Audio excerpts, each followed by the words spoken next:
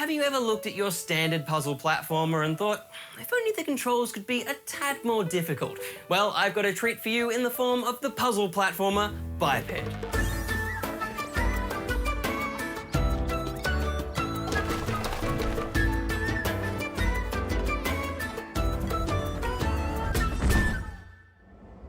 Biped puts you and a friend into the body of adorable little robots, both of whom set out on a quest to activate beacons and aid their bipedal buddies across the planet.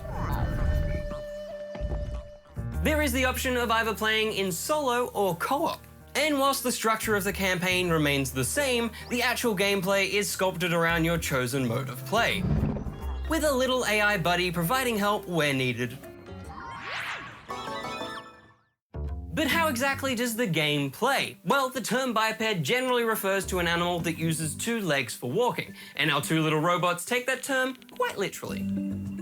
Each stick of the controller is linked to a leg, so you'll need to push and drop each stick rhythmically to start walking.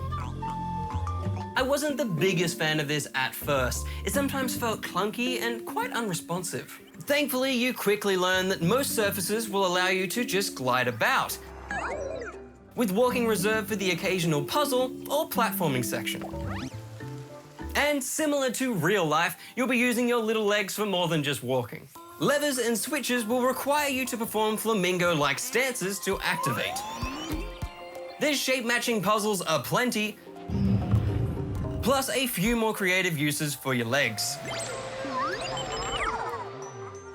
There's also a variety of challenges throughout each world, some requiring you to step across color-changing platforms, whilst others will test your balance, making you keep each other stable across seesaws and rotating perilous platforms. It is important to note though, for less experienced gamers, Biped isn't the easiest of adventures, something I quickly learnt whilst playing with my parents. You gotta step up the steps. It's like being a baby. It is. So if you use both sticks and push them forward, not that fast. Oh no! So when it's blue, I put my foot down. And now that it's pink, you've got to put your foot down. You got to hold your foot in the air, okay? So I'm gonna go blue. Careful! This is a good one, Will. Whoa!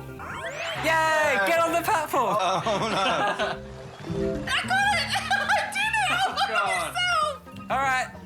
Oh, no! But even the most novice of gamers will eventually get through it. Oh, and it's undeniable how much more fun it all is in co-op mode. Actually having to rely on a partner rather than a voiceless AI buddy just adds to the chaos. Oh, I messed it up, sorry. Plus, it also makes the event of actually completing a challenge all the more rewarding. Yay! Did it! How long did it take? You gotta do it again. Oh, no. There's also 2 pro modes for each world. These take a mechanic from the level and stretch it into a far trickier version. These pro levels will certainly test your friendship and patience, with the heightened difficulty leading to some properly nerve-wracking moments. Oh, red hair. There's so much variety here as well, especially with the main campaign being split up into 8 worlds. From snowy mountains to ancient ruins, all the puzzles and challenges are wonderfully designed around the game's changing locations. And the animation of the little bots? The way their little legs waggle when pulling a lever, their clunky bouncy penguin waddle, and their general cuteness just makes for such an adorable world to be in.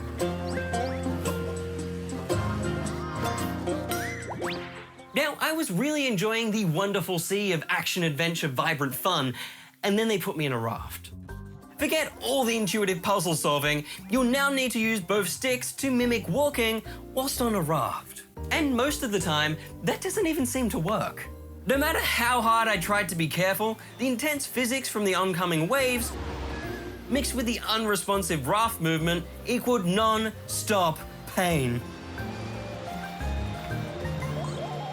But I digress. I eventually made it past the bothersome boats and completed the campaign. Now, both the solo and co-op campaigns are rather short, clocking in at only around 2 hours each.